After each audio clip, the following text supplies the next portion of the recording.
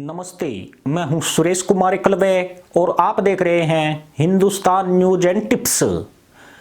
पिछले 48 घंटों में अफगान सेना ने वो कर दिखाया जिसकी किसी को उम्मीद नहीं थी।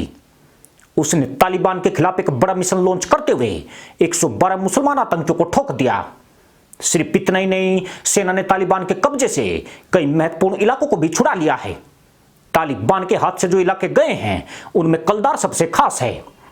कलदार अफगानिस्तान के उत्तरी क्षेत्र बलख प्रांत का एक महत्वपूर्ण एरिया है। इसकी सीमाएं उज्बेकिस्तान और तजाकिस्तान से सटी हुई है।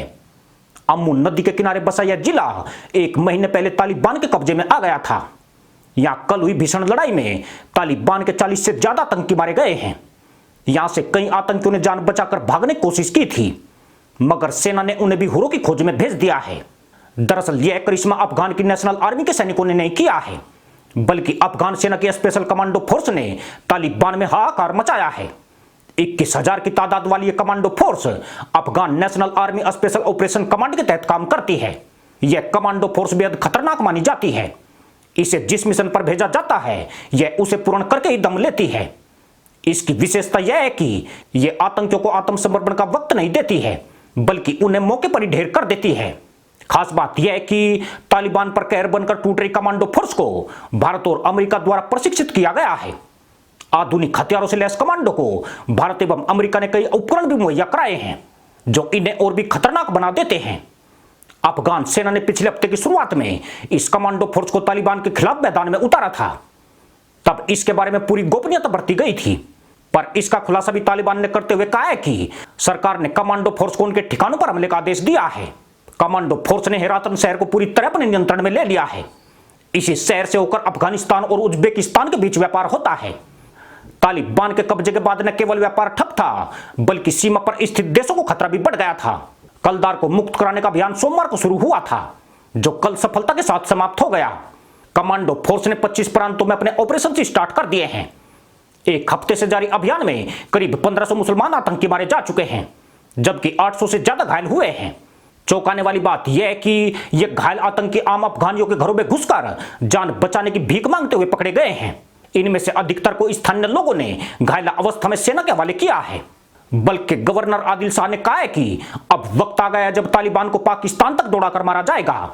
उन्होंने कहा है कि देश के अधिकांश हिस्सों में तालिबान का सामना करने के लिए अफगान सेना ने महत्वपूर्ण रणनीतिक क्षेत्रों पर दोबारा कब्जे के लिए अत्यधिक सक्रिय स्पेशल फोर्सेज की यूनिट को तैनात किया है। इस यूनिट के कमांडो तालिबान का काल हैं। यह माफ नहीं करते बल्कि मार देते हैं। तालिबान को समझ जाना चाहिए कि हमलों की स्थिति में इन कमांडो की जीत की संभावना 100% रहती है।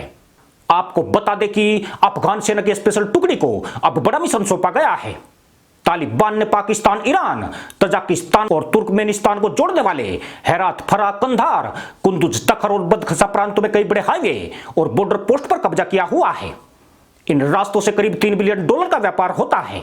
मुसलमान आतंकियों ने सोचे समझे प्लान के तहत इन जगह पर कब्जा किया है।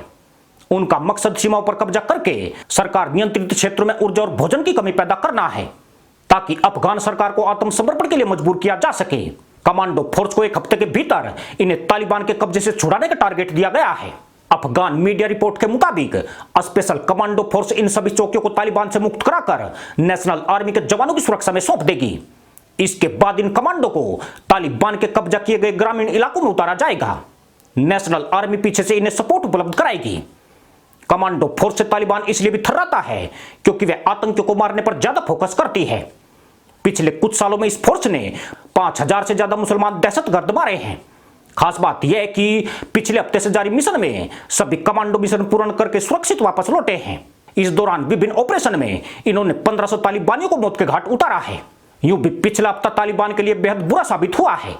अफगान सेना ने उसकी बढ़त को रोक दिया है, उसके कब्जे से कई इलाके छुड़ाने में सफलता पाई है, साथ ही भारी संख्या में उसके लड़ाके भी मारे गए हैं।